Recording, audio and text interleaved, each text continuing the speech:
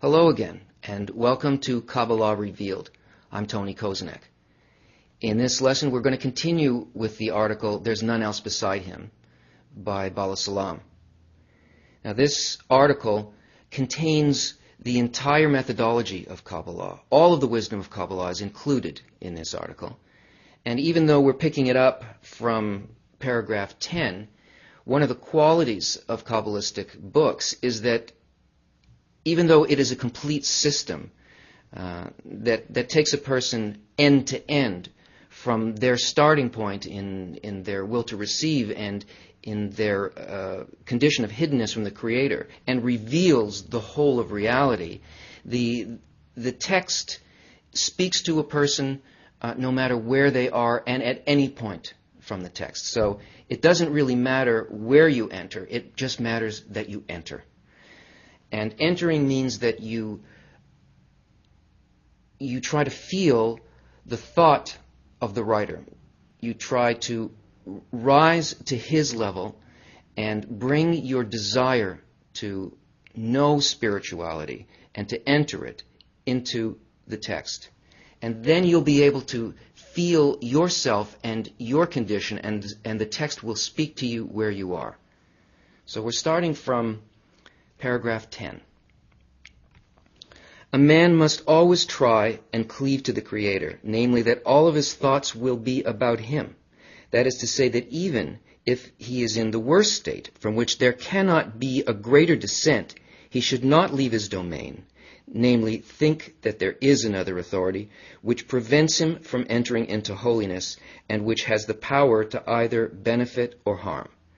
This is the thing that the person must cling to, that every action that occurs, all of the positive things that occur and all of the things that seem to hide the sensation of the Creator from the person, that fill him with doubt and make him feel that the path to holiness is blocked, that he should understand, that his thoughts should cleave to the Creator in that it's only the Creator that does these actions with him. There's only one actor in reality.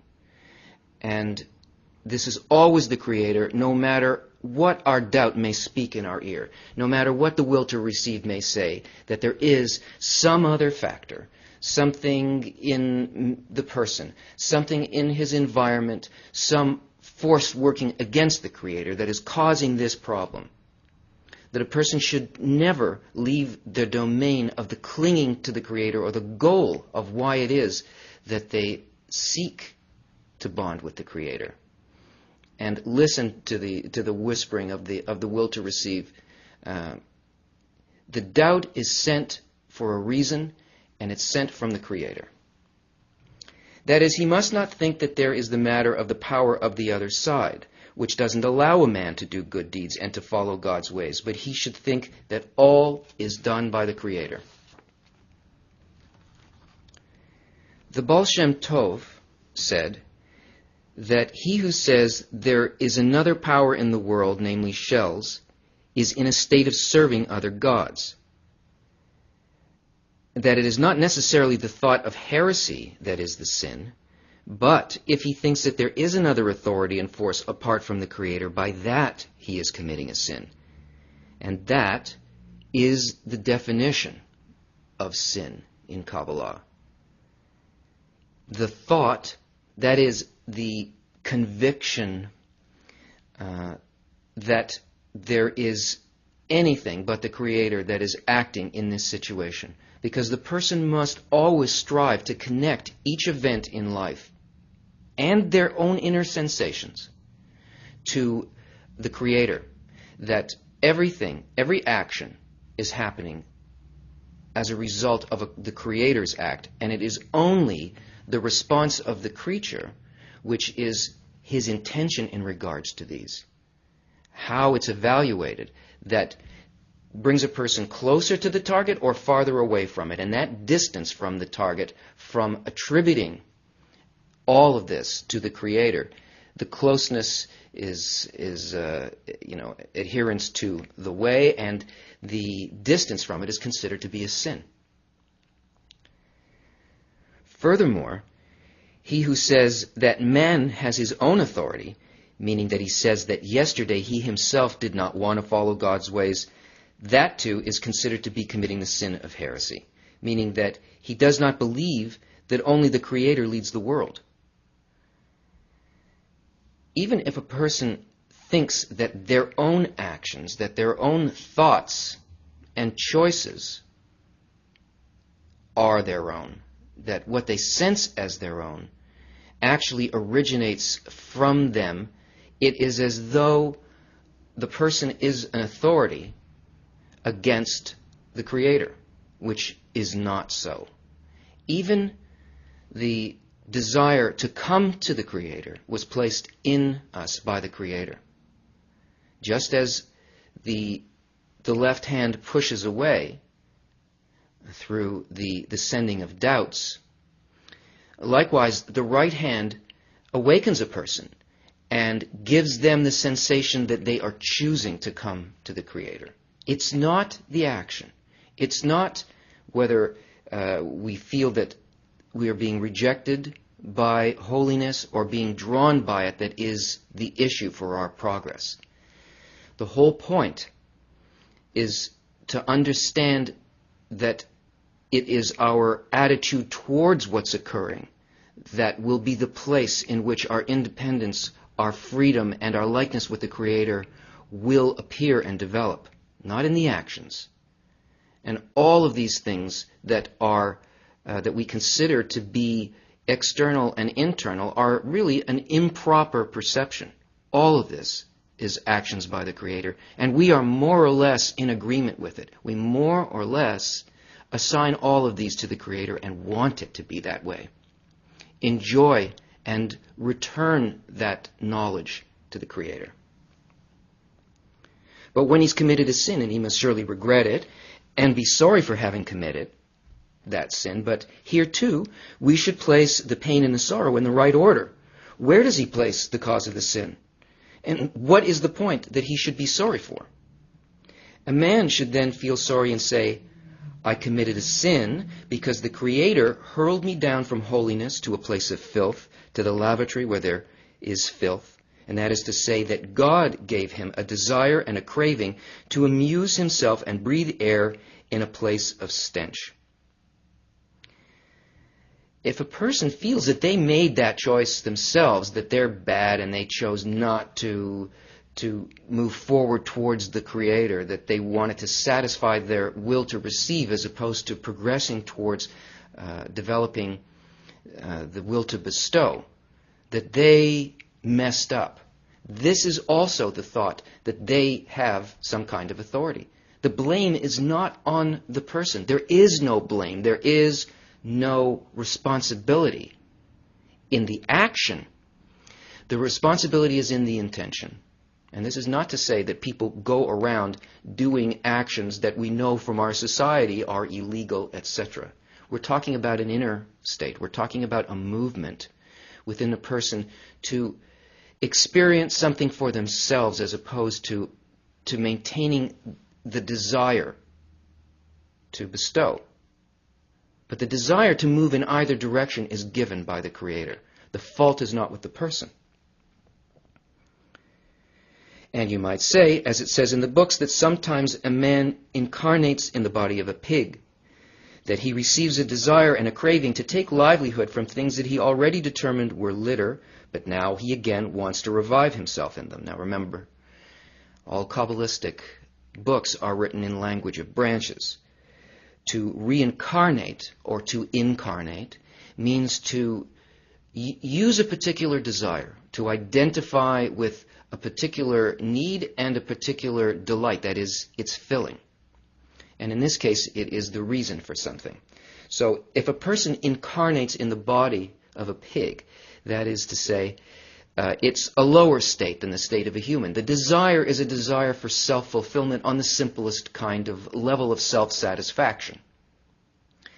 And the person already knows, because of their goal, that their goal is above the level of animal desires, that it is a human desire, that what a person is attempting to do is to develop a soul, which is the human level of spirituality.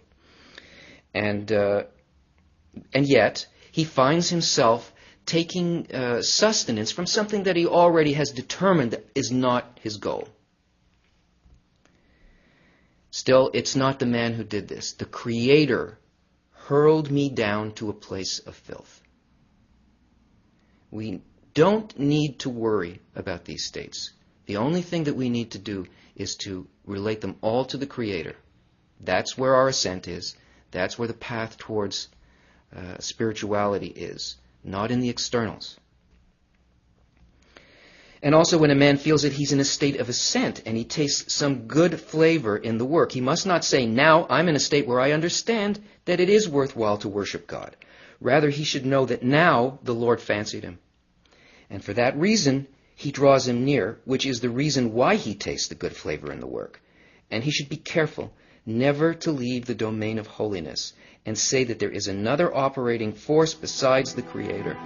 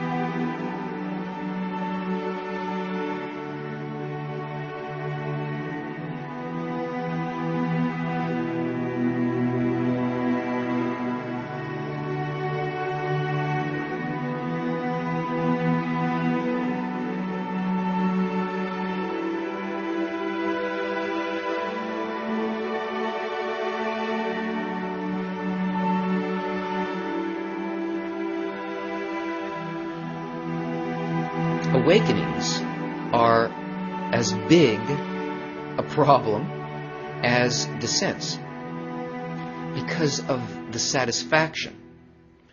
And the problem that can occur within us as we progress, to be satisfied at a certain level and remain still in that satisfaction, and to lose a connection with the Creator and believe that, well, now that I've had some kind of ascent, my intellect is full. Because when a person studies Cabala, they become a lot smarter. You begin to see how systems work. You incorporate the intelligence of the whole system in you because you agree with it, basically.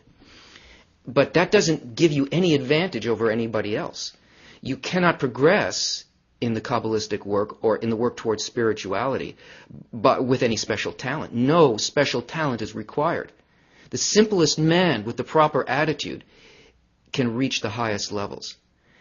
And the idea that now one understands something as a result of awakening is to worship other gods. It's to believe in another force other than the Creator. Anytime there is awakening, it's not because you did something. It's because there was an action by the Creator, the right hand of the Creator, drawing a person forward. This means that the matter of finding favor in the eyes of the Lord, or the opposite, doesn't depend on man himself, but everything depends on God. And man, with his external mind, cannot comprehend why now the Lord likes him, and after that he does not. That's actually the problem, because our perception of good and bad and the reasons for things according to our will to receive, which really constitutes our mind, hides from us the real meaning behind an action. That is, the thought and the love of the Creator in the giving of that action through both the left and the right hand, in which He pushes away and draws us close and uses this whole system of hiddenness. What is hidden from us is the benevolence, the contact with the benevolence. It's how we perceive, the degree to which we perceive the goodness that really constitutes our connection with the Creator. This is what's called revelation. The revelation is only to reveal the quality of the Creator, which is unconditional love. And likewise, when he regrets that the Creator doesn't draw him near, he should also be careful not to be sorry for himself, for having been distanced from the Creator, for by doing so he becomes a recipient for his own benefit. And he who receives is separated from the Creator. So if a person falls and feels the distance and starts saying, I'm not going to make it, this isn't good for me, this is not working out for me, this also is a detachment from the striving towards the achieving of the will to bestow. This separates a person from the Creator. It is the main acts by which the creature was separated from the Creator in the first place. The will to receive puts us in opposite forms, so we can never achieve the bonding through thinking that I'm having a problem here in relation to the Creator. Rather, he should regret the exile of the divine presence, meaning for inflicting sorrow upon the divine presence. One should take as an example when some small organ of a person is sore. The pain is felt mainly in the heart and the mind, which are the generality of man. And certainly the sensation of a single organ cannot resemble the sensation of a person's full stature, where most of the pain is felt. Likewise is the pain that a person feels when he's detached from the Lord, since man is but a single organ of the divine presence, for the divine presence is the soul of Israel in general. Therefore, the sensation of a single organ does not resemble the sensation of the pain in general, and that is to say that the divine presence regrets that there are parts of it that are detached from it which she cannot provide for. And if a man does not relate the sorrow at being distant from God to himself, then he's saved from falling into the trap of the desire to receive for himself, which is the separation from holiness. There is a collective soul, Israel, the general soul of Israel as a whole, Adam Harishon, the original soul, the single creature, and the pain of the separation is felt all through the creation, which is the general soul in relation to the Creator. That pain is felt as suffering on every level of creation. It's not just that the person themselves are suffering. The collective as a whole, which is called Shekhinah, the divine presence, the collective soul, it feels it in each and every part of it. Our lack of concern for the whole, that our reception and any of our work would be just like an organ in a body that will function to its best ability and consider only the health and well-being of the entire system. If we can feel our sorrow and detachment on behalf of the sorrow and detachment of the whole, which cannot feel itself as whole, then we're not just thinking about ourselves. And this prevents us from making that primary mistake. The same applies when one feels somewhat closer to holiness. When he's happy at having merited favor in the eyes of the Lord, he must say that the core of his joy is that now there is joy in the divine presence from having been able to bring her private organ near her and not send it away. It's the other side of the coin. And man rejoices at having been endowed with the ability to please the divine presence. So a person's happiness, again, is not for himself, though he will feel the joy, he'll feel the filling, he will feel the closeness. It won't be on behalf of himself. This is what we need to strive for. This is what Lishma is. This is what doing Torah and mitzvot, Lishman, for her name, which is not for myself. That is the goal, and that is what this enables us to do. My joy will be in the fulfilling of life as a whole, that it can be connected, reconnected. And then one is doing an action towards all of humanity and all of spirituality and all of creation. And every action is on behalf of the whole. This is the goal, and therefore you have exactly the same attitude towards it as the Creator does, and this is a greater similarity of form, and this is a higher level of bonding. Although the will to receive is necessary, since that constitutes a person, since everything which exists in a person, apart from the desire to receive, is attributed to the Creator. We are the will to receive. We can't escape it. It's how we use the will to receive. It says that constitutes the person. And yet, everything that's not the creature or the will to receive, everything that is not that, is the Creator. It's all attributed to Him. All action, all everything that we feel as outside, those are actions of the Creator, guiding reality to bring us to complete fulfillment of the thought of creation. Nevertheless, the will to receive pleasure should be corrected to a form of bestowal. That is to say that the pleasure and the joy taken by the will to receive should be intended to bring contentment above, because there is pleasure below. For that was the purpose of creation, to benefit His creations. And this is called the joy of the divine presence above. This is the meaning of giving joy to the Creator. This is the meaning of giving joy to the Shekhinah. For this reason, man must seek advice as to how he can cause contentment above. And certainly, if he receives pleasure, contentment will be felt above. And therefore he should long to always be in the king's palace and have the ability to play with the king's treasures. What are the king's treasures? These greater and greater levels of the will to bestow. This greater and greater similarity of form with He who set the entire system in motion. And that will certainly cause contentment above. It follows that his entire longing should be for the sake of the Creator. And that ends the article. And that is the entire system, and in it there is advice as to how a person can deal with their attitude towards everything that occurs in life, and through that gain a perception of the greater reality.